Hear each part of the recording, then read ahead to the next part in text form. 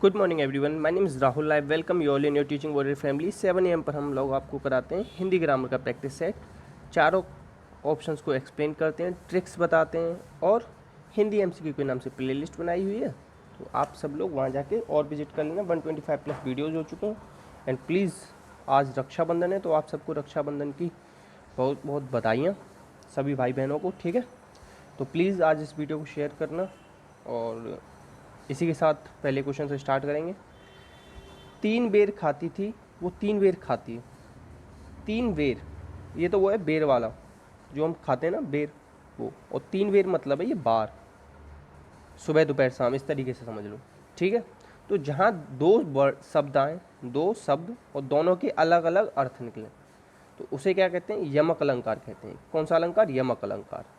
अलंकार का अर्थ क्या होता है? आभूषण। क्या होता है? आभूषण, ठीक है। इस चीज़ को याद रखना। और ये अनुप्रास, यमक, श्लेष, ये किसके भाग हैं? ये शब्दालंकार के भाग हैं। किसके भाग हैं? शब्दालंकार के। शब्दालंकार, अर्थालंकार, उभयालंकार, 3 होते हैं, इस तरीके से याद रखना। और जहाँ शब्द एक और अर्थ अनेक हों तो वहाँ कौन सा होगा? वहाँ श्लेष अलंकार होगा। अनुप्रास अलंकार में वर्ण की आवृत्ति होती है और अनुप्रास अलंकार होता है आपका 5 तरीके का, ठीक है। नेक्स्ट क्वेश्चन, लंकेश्वर, लंका धन ईश्वर। अगर एक मात्रा आती है तो क्या बताता हूँ मैं आपको? एक मात्रा है तो कौन सी है? एक गुण सब में होता है। ये ट्रिक है इसकी। क्या ट्रिक है? कि एक गुण सब में होता है। तो एक गुण सब में होता है तो गुण स्वर संधि। कौन सी स्वर संधि? गुण स्वर संधि। यहाँ पे तो केवल स्वर संधि दे रखी है। अगर स्वर संधि के भी 5 भाग होते हैं, उसका भी भाग दे रखा होता है, तो कौन सी संधि हो जाती है? गुण स्वर संधि, ठीक है। और संधि का विलोम क्या होता है आपका? संधि का विलोम होता है विग्रह। क्या होता है? विग्रह, ठीक है। और संधि, शब्द में संधि पूछ ली जाती है बहुत बार, तो बच्चे कंफ्यूज हो जाते हैं। तो व्यंजन संधि है समधन दी, समधन धी, ठीक है। इस चीज़ को याद रखना। और नेक्स्ट क्वेश्चन पे बढ़ेंगे इसी के साथ, ठीक है। खड़ी बोली हिंदी में रचनाओं करने वाले प्रथम कवि कौन है? देखो, कुछ फैक्ट्स बताता हूँ आपको आज। खड़ी बोली, खड़ी बोली में हिंदी रचना करने वाले पहले हैं अमीर खुसरो। अमीर खुसरो जो दूसरे नंबर पे दे रखे हैं, ठीक है। इन्हें हिंदू और मुस्लिम समन्वय का कवि कहा जाता है, ठीक है। और इन्होंने हिंदी को ना हिंदवी नाम से बोला था। किस नाम से बोला था? हिंदवी शब्द दिया था इन्होंने। और इन्हें क्या कहा जाता है? तोता ए हिंद। तोता ए हिंद बहुत ज़्यादा पूछे गए ये सारे फैक्ट, हद से ज़्यादा। जन्म कहाँ पे हुआ था इनका? कासगंज में। हिंदी शब्द, हिंदी जो है ना आपका ग्रामर, उसके अंदर पूछ लिया गया कि इनका जन्म कहाँ हुआ। और ये किस किस चीज़ के जनक माने जाते हैं? ये जनक माने जाते हैं तबला और सितार। इन 2 चीज़ को आप याद रखेंगे, बहुत ज़्यादा इंपॉर्टेंट है, ठीक है। तो याद रखना। नेक्स्ट पर चलते हैं। नेक्स्ट है आपका सेवा सदन किसकी रचना है? तो सेवा सदन बहुत ज़्यादा इंपॉर्टेंट है। सेवा सदन गोदान, गबन, कर्मभूमि, रंगभूमि, निर्मला, मंगलसूत्र,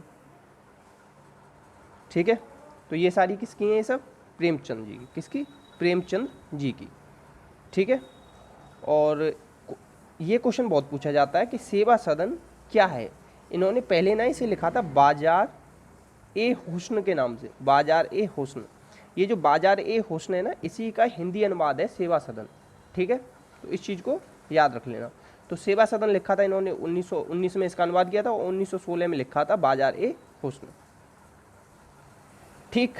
और जयशंकर प्रसाद की तो आपको पता ही है, कामायनी, कामायनी, स्कंदगुप्त, चंद्रगुप्त, स्कंदगुप्त, चंद्रगुप्त,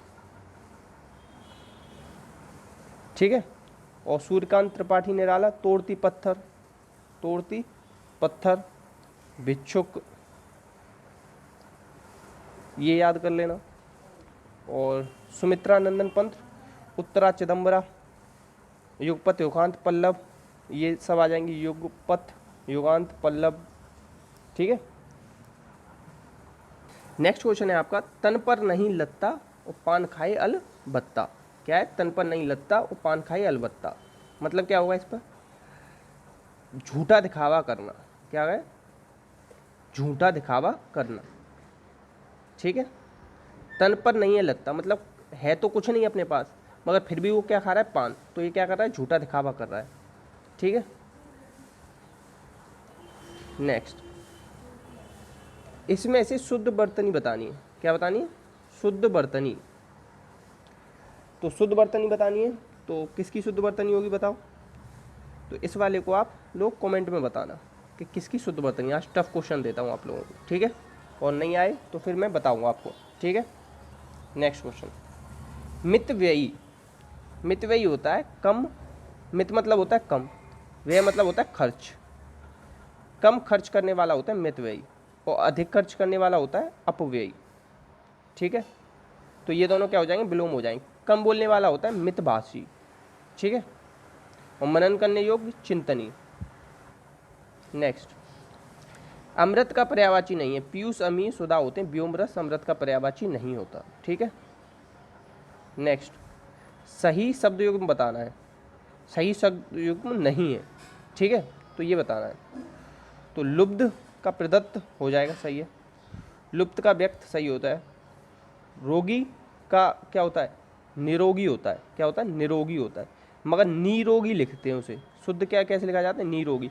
बहुत सारे लोग इसे ऐसे लिख देते हैं, तो ये गलत होगा, ठीक है, इस चीज़ को याद रखें। निरोगी इस तरीके से लिखेंगे, ये भी शुद्ध है। ये सॉरी, ये ही इसका डी हो जाएगा सही, क्योंकि इसका क्या लिखा हुआ था, इन्होंने अरोगी लिखा हुआ था। तो 14 का क्या हो जाएगा आपका, डी। नेक्स्ट, निम्न में से कौन सा व्याकरणिक कोटि बतानी है इसका। पहले बताना है क्या, मानवता आप बहुत लिखना। अच्छा, मानवता क्या है, संज्ञा है। क्या है, संज्ञा है। तो सर्वनाम, सर्वनाम हटाओ, संज्ञा है। आप क्या है, सर्वनाम है। सर्वनाम कितने प्रकार का होता है, 6। संज्ञा कितने प्रकार की होती है आपकी, अर्थ के आधार पर होती है 5 प्रकार की, ठीक है। और बहुत क्या है, प्रविशेषण है, क्योंकि लिखने की अच्छाई बता रहे हैं। लिखना क्या है, यहाँ पे लिखना है क्या, कैसा, अच्छा लिखना। लिखने की विशेषता क्या है, अच्छा।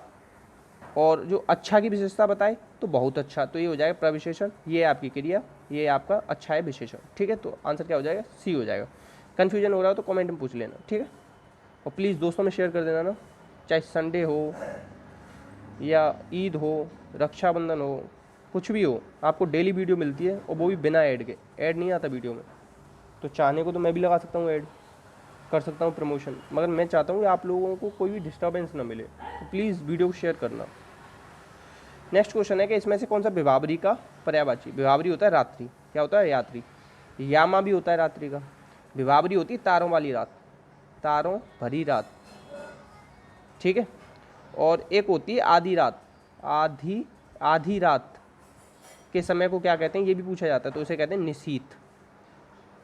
और कितने पहर कितने होते हैं, 8 पहर होते हैं। पहर भी पूछे जाते हैं, ठीक है, इसे याद रखेंगे, 8 पहर होते हैं। नेक्स्ट, उन्मूलन का क्या होता है। उन्मूलन का मतलब होता है जड़ सहित उखाड़ना। क्या होता है, जड़ सहित उखाड़ना, उखाड़ना। तो इसका हो जाएगा रोपण। क्या हो जाएगा, रोपण, ठीक। नेक्स्ट है, दुष्ट अपनी दुष्टता नहीं छोड़ता। दुष्ट अपनी दुष्टता नहीं छोड़ता। कबहू निरामिष होए न कागा। निरामिष क्या होता है, जो आपका शाकाहारी होता है, शाकाहारी, जो आपका वेजिटेरियन होता है, इस तरीके से समझ लो, जो केवल साग सब्जी खाता है। तो काग क्या होता है, आपका कौवा होता है। तो कौवा कभी भी निरामिष नहीं होता, और कौवा क्या खाता है, मांस वगैरह खाता है, तो ठीक है। तो ये क्या हो जाएगा, सी हो जाएगा। तो दुष्ट अपनी दुष्टता नहीं छोड़ता, इसका क्या हो जाएगा, कबहू निरामिष होए न कागा। कभी भी कौवा पूर्ण रूप से वेजिटेरियन नहीं हो सकता, इस चीज़ को याद रखना, ठीक है। और गंगा गए गंगादास, यमुना गए यमुनादास, ये होता है कि अपने लाभ के तहत काम करना, कि जिधर लाभ दिख रहा है उधर जाना, एक तरीके से। और जिस पत्तल में खाना उसी में छेद करना, ये तो हो जाए कृतघ्न। कृतघ्न क्या हो जाए, कृतघ्न। और कृतघ्न का उल्टा क्या होता है, कृतज्ञ, ठीक है। नेक्स्ट है बुढ़ापा। बुढ़ापा शब्द में कौन सी संज्ञा है, जिसे आप देख नहीं सकते, मतलब जिसे आप छू नहीं सकते। छू नहीं सकते, देख नहीं सकते, महसूस कर सकते हैं, तो उसे क्या कहते हैं, भाववाचक कहते हैं, ठीक है। तो इसमें क्या हो जाएगा, बुढ़ापा में भाववाचक संज्ञा हो जाएगा, ठीक है। और व्यक्तिवाचक क्या हो जाएगा, हिमालय, हिमालय। और जातिवाचक क्या हो जाएगा, पर्वत। इस तरीके से थोड़ा याद रखना। नेक्स्ट है पुस्तक शब्द में कौन सा विशेषण है, तो देखो पुस्तक में विशेषण है पुस्तकी, तो याद ऐसे करना, पुस्तकीय ज्ञान होता है और एक होता है व्यावहारिक ज्ञान, व्यावहारिक ज्ञान। तो ज्ञान कैसा, पुस्तकी, विशेषता बता रहे हैं ना, तो पुस्तक का विशेषण क्या हो जाए, पुस्तकीय। ठीक है। नेक्स्ट, मोहन घर से लौटकर, खाकर, उठकर, इस सब ये इस तरीके के आ जाए ना, तो वो कौन सा विशेषण होता है, क्रिया विशेषण पदबंध होता है। क्या होता है, क्रिया विशेषण पदबंध। जैसे मैंने कहा राम, तो ये शब्द और इसे राम जा रहा है, तो अब यहाँ पे ये क्या हो जाएगा, पदबंध हो जाएगा। इस तरीके से होता है। ठीक है। तो इसमें कौन सा हो जाएगा, खाकर, लौटकर, उठकर, इस तरीके से अगर कभी आए ना, चलते चलते, तो वो सब क्या हो जाएगा, आपका क्रिया विशेषण हो जाएगा, पदबंध। ठीक है। नेक्स्ट, शास्त्र प्लस शास्त्रास्त्र, तो शस्त्र प्लस अस्त्र। ठीक है। तो इसका क्या हो जाएगा, शास्त्रास्त्र हो जाएगा, अ प्लस अ। ठीक है। तो ये हो जाएगा इसका सी। तो ये इसमें कौन सी संधि हो जाएगी, दीर्घ स्वर संधि, दीर्घ स्वर संधि। समझ रहे हो ना आप लोग क्या कह रहा हूँ, कन्फ्यूजन हो रहा हो तो पूछ लेना। ठीक है। नेक्स्ट है बैलगाड़ी, तो आप लोग खुद बताओ यार, देखो बैलगाड़ी तो मैंने बहुत बार बताया हुआ आपको, बैलगाड़ी, तो बैल के लिए गाड़ी, बैल के लिए गाड़ी। तो संप्रदान के लिए, संप्रदान के लिए, तत्पुरुष में 6 कारक चिन्हों का यूज करते हैं, हिंदी में 8 कारक चिन्ह होते हैं, 6 कारक ही चिन्ह होते हैं आपके संस्कृत में, और 7 कारक चिन्ह का यूज करते हैं आप सर्वनाम में। ठीक है। इस तरीके से याद रखना। तो क्या हो जाएगा, बी हो जाएगा। द्वितीय पद प्रदान होता है या उत्तर पद प्रदान होता है, विवाह में पहला पद प्रदान होता है। अच्छा एक चीज़ बताऊँ, आज बहुत सारे कम लोग बताएंगे आपको ऐसी चीज़ें, कन्फ्यूजन हो जाएगा, पहले बता रहा हूँ, मगर जितना बता रहा हूँ उतना याद रखना। गंगा पार, कभी भी इस तरीके से पार आ जाए तो बहुत सारे लोग क्या समझते हैं पता है इसमें, कि गंगा के पार। कभी भी आपको पार शब्द कहीं दिख जाए, कभी भी दिख जाए, गंगा पार, हिमालय पार, यमुना पार, जमुना पार, तो उसे आप हमेशा अव्ययी भाव में लगाना। किस में लगाना, अव्ययी भाव में। एक होता है पंचगंगम, कभी भी नदियों के नाम से पहले 4, 5, 6 ये इस तरीके के आ जाए ना, नदियों के नाम से पहले, किसे, नदियों के नाम से पहले, तो वो सब क्या है, किस में आएगा, अव्ययी भाव में। अब देखो एक दो चीज़ और बताऊँ, तू मैं, तू मैं, या मुँह दिखाई,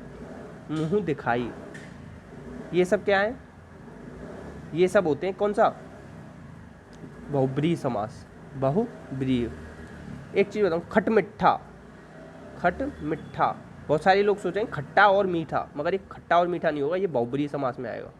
सॉरी, खटमिट्ठा किस में आएगा, कर्मधारय में आएगा आपका, किस में, कर्मधारय में। जब 2 विशेषण मिल जाते हैं ना, तो वहाँ पे क्या हो जाएगा, कर्मधारय। तो जितने एग्जाम्पल मैंने बताया ना, एक तो पार वाला कभी भी आ जाए, पार किसी के साथ लगा जाए अव्ययी भाव मानना, मुँह दिखाई और तू मैं आ जाए तो बहुब्रीहि मानना, खटमिट्ठा आ जाए तो कर्मधारय मानना। जितना बताया उतना याद रखना, बाकी केवल इतने ही एग्जाम्पल बनते हैं। और कभी भी नदियों के नाम से पहले 4, 5, 6 आ जाए तो उसे आप क्या मान लेना, अव्ययी भाव मान लेना। ठीक है। और अगर अच्छा लगा हो ये चीज़ जो मैंने आपको बताई, नई चीज़ें, बहुत सारी कम टीचर्स तक नहीं बताते इस चीज़ों को, और अपने दोस्तों से पूछ के देखना, बड़ा मजा आएगा कि खटमिट्ठा में कौन सा समास है, कर्मधारय होता है वैसे, और वो लोग कहता है क्या बताएंगे, द्वंद्व बता देंगे इसमें। ठीक है। तो इसी के साथ अच्छी लगी हो वीडियो, ट्रिक्स अच्छी लग रही हो तो लाइक कर देना, और चैनल को सब्सक्राइब कर लेना अगर आप लोग नए हो तो।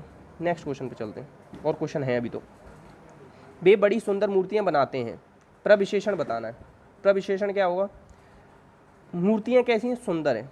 मूर्तियाँ क्या है, यहाँ पे संज्ञा है, इसकी विशेषता क्या बता रहा है, विशेषण हो गया ये। सुंदर क्या होगा, विशेषण। बड़ी क्या हो गया, प्रविशेषण, प्रविशेषण ही पूछ रहा है। और बे क्या हो गया, सर्वनाम हो गया। बनाते हैं क्या हो गया इसमें, इसमें हो गया क्रिया। तो सब कुछ बता दिया मैंने आपको। ठीक है। नेक्स्ट, अंकुरित, अंकुर धन इत, अंकुर धन इत, प्रत्यय कहाँ लगते हैं, पीछे लगते हैं या अंत में लगते हैं, इस तरीके से आता है। प्रत्यय क्या होते हैं, कृत प्रत्यय और तद्धित प्रत्यय। ये 5 प्रकार के होते हैं, ये 8 प्रकार के होते हैं, और ये जो कृत प्रत्यय की संख्या कितनी है, 28 है। ठीक है, इतना याद रखना। और इसमें क्या बताया, इत है, कौन सा प्रत्यय, इत है। ठीक है, इस तरीके से याद रख लेना। इसमें से कौन सा मौखिक अभिव्यक्ति का रूप नहीं है, रूप है। सुलेख, लेख मतलब लिखना होता है, ये तो होगा नहीं, ये लेख लिखना होता है। और आशु भाषण ये हो जाएगा। शुद्ध बर्तनी, बर्तनी तो लिख के बताते हैं हम, तो ये तीनों नहीं होंगे। और आशु भाषण आशु भाषण हो जाता है कि जो तैयार नहीं करते ना, बिना तैयारी के सीधे सीधे हमें एक पर्ची दे दी जाती है, वो बोलना होता है, उसे कहते हैं आशु भाषण। स्नेह और जतन, स्नेह का तद्भव होता है नेह, क्या होता है नेह। जतन का होता है यतन, जैसे ये होता है ना यजमान, यजमान का क्या बन जाता है जजमान। यजमान किसका है तत्समय, ये क्या है तद्भव है। तो पहला तो आपका तत्समय, दूसरा तद्भव है। पहला क्या है तत्समय, दूसरा क्या है तद्भव है। तो यहाँ पे तद्भव कर लेना इसे काट के, ठीक है।